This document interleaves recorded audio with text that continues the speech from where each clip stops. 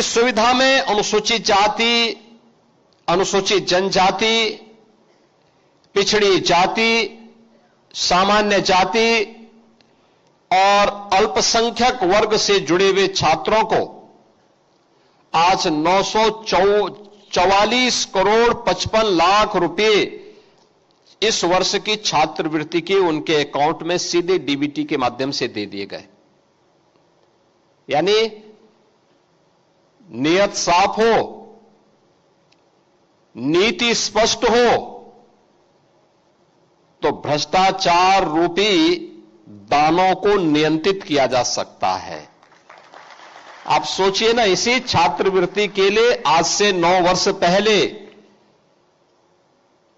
जो नौजवान उस समय अध्ययन करता था, इसी भ्रष्टाचार के कारण उस छात्रवृत्ति नहीं प्राप्त करता था।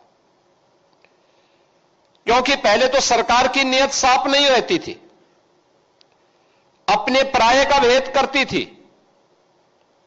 परिवारवाद के चंगुल से बाहर नहीं निकल पाती थी, और अगर वहां से निकला भी तो उनके गुर्गों के भ्रष्टाचार से योजनाएं कहां वंचित रह पाती थी। वहां से भी निकल गई तो फिर बाबू, नीचे का बैठा हुआ समाज कल्याण विभाग का बाबू, ये उनका भी उस्ताद था, क्योंकि पैसा लेकर के नियुक्ति प्राप्त करता था। परिणाम क्या होता था? एक गरीब मारा जाता था, एक गरीब वंचित होता था, एक गरीब प्रताड़ित होता था।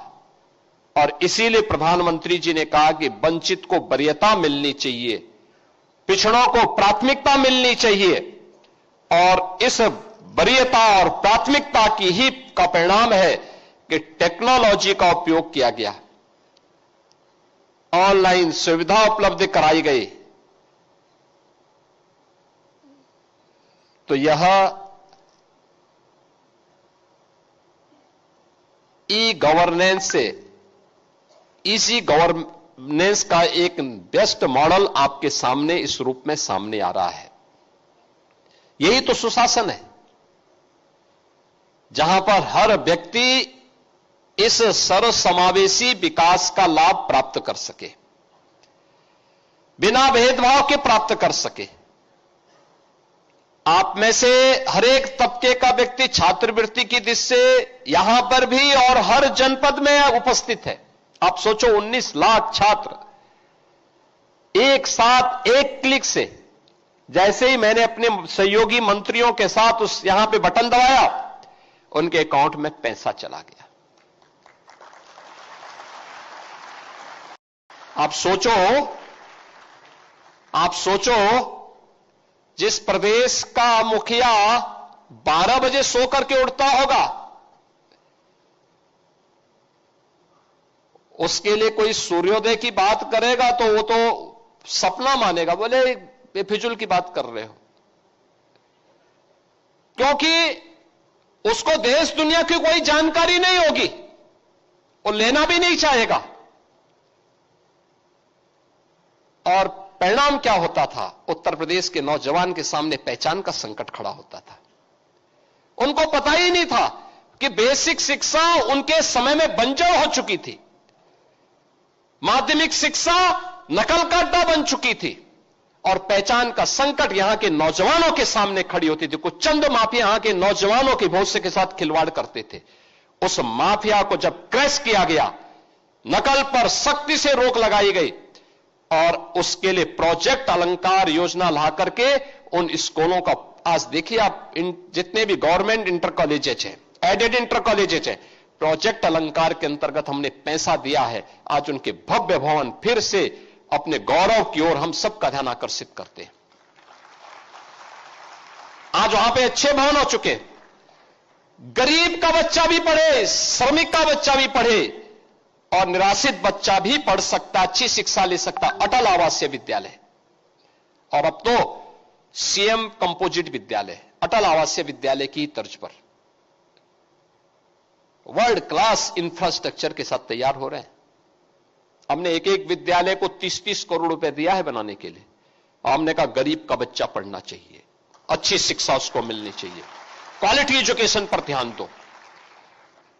नेशनल एजुकेशन पॉलिसी के सभी लक्ष्यों को प्राप्त करने की दिशा में कार्य करो। कस्तूरबा गांधी विद्यालय में गरीब की बेटियां पढ़ती थी, उन बेटियों के लिए केवल 8वीं तक स्कूल थे।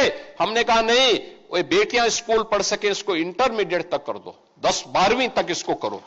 आज वे बेटियां वहां पढ़ती हैं, सारा खर्चा सरकार उपलब्ध करवाती है। आज वहां पर आज देख रहे होंगे समाज कल्याण विभाग के द्वारा सर्वोदय विद्यालय का संचालन हो रहा है, सब खर्चा विभाग उठाता है, अच्छी क्वालिटी एजुकेशन है। सैनिक स्कूल बन रहे हैं, शिक्षा के साथ साथ स्किल डेवलपमेंट, खेल और नवाचार के भी नए केंद्र हमारे स्कूल बन रहे हैं।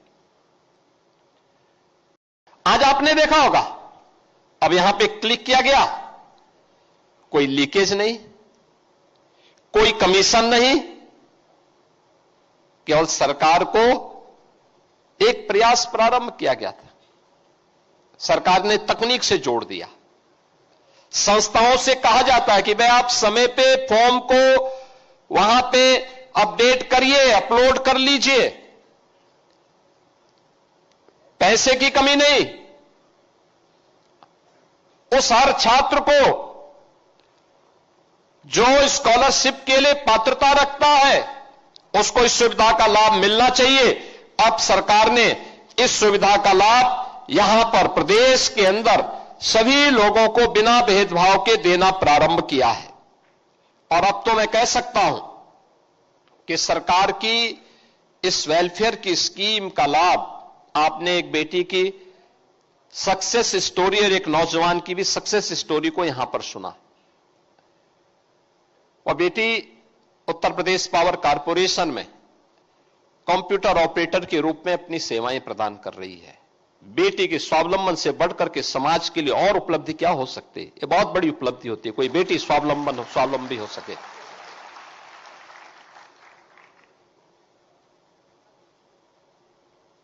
किसी नौजवान के स्वावलंबी होने से बढ़कर के देश के लिए सौभाग्य की बात दूसरी क्या हो सकती है? एक नौजवान जब कह रहा है मैं सॉफ्टवेयर इंजीनियर हूं, तो उसकी सॉफ्टवेयर की ताकत का लाभ यह देश लेता है, यह देश लेता है।